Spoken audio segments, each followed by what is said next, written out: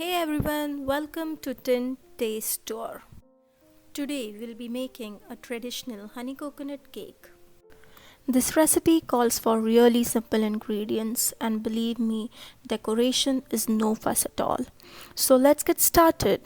I have divided this recipe into three parts. We will start with preparing the honey syrup. Take around 200 ml of water. Once this water is hot, add 60 grams sugar and mix until dissolved. The water has now come to a boil. Switch off the flame and let it cool. After it comes to the room temperature, add 60 ml honey. Stir this mixture until honey blends well with water.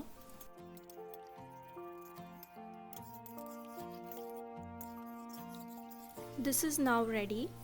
We will now prepare jam mixture for decoration.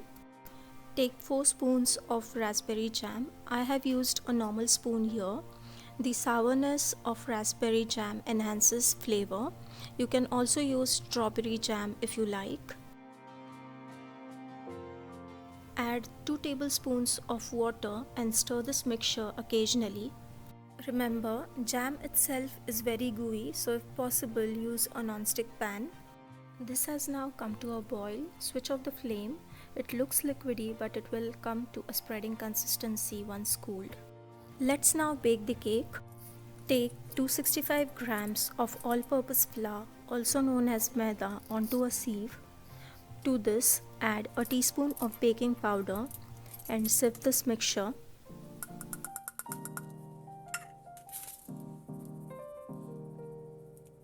After sifting, keep these dry ingredients aside. Take 3 eggs into a clean bowl and beat them until they turn foamy. I have used a stand mixer here. You can also use either a whisk or a hand mixer. It's just that you'll need a little extra efforts to get the right consistency and color. As you can see, there are small air bubbles formed. It's time to gradually add 200 grams sugar and beat until color changes to off-white. Then add 120 ml of oil, a teaspoon of vanilla essence and a pinch of salt. Give it a good mix. It's time to now combine dry ingredients into the wet ingredients. Add flour little at a time and fold as shown. Do not overmix this. Fold only until there are no flour pockets or lumps in the batter.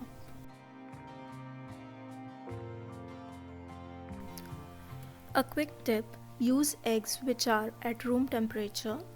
I prefer to keep the eggs outside overnight.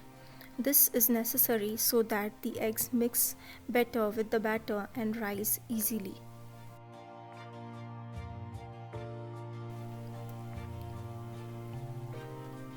At the moment the batter looks a bit dense, I will add about 120 ml of warm milk into this batter and mix it for a minute.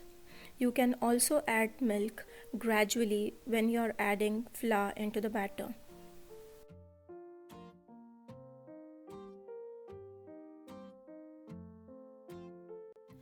Our cake batter is now ready to go into the oven. Oh, I forgot to ready the cake tin beforehand. Let's quickly grease it. I am greasing the tin with oil and would be dusting the sides with flour. Add a parchment paper lining to the base.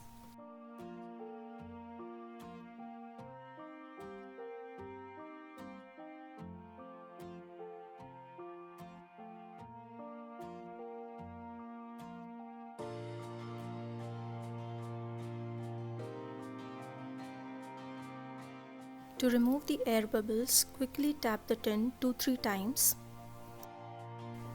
This now goes into the oven for 35 minutes, already preheated at 355 Fahrenheit. Check if your cake is baked by inserting a knife, skewer or toothpick. It should come out clean. Now remove the hardened top part of the cake. To do this, make a circle around the circumference of the cake with a knife and slowly move towards the center. If you do not have a turntable or do not intend to buy it, you can use a makeshift arrangement like the one I have used. I have divided this cake into two parts. To do this, follow the same process. Also scrape off the sides. This step is necessary so that honey syrup gets absorbed into the cake. To assemble the cake, start by spraying honey syrup. Spray only a little as the cake is already moist and we do not want to make it mushy. Now spread the jam mix on this layer evenly. To cut out on the sweetness, we'll use some desiccated or dry coconut flakes. You can also use grated dry coconut. Now place the second layer on top of this. In my next video on baking a cake, I'll show you a trick so that we can avoid dome-shaped cakes and all the efforts of scraping off the hardened parts. Repeat the same process. Spray some honey syrup and then evenly spread the jam mix on this top layer.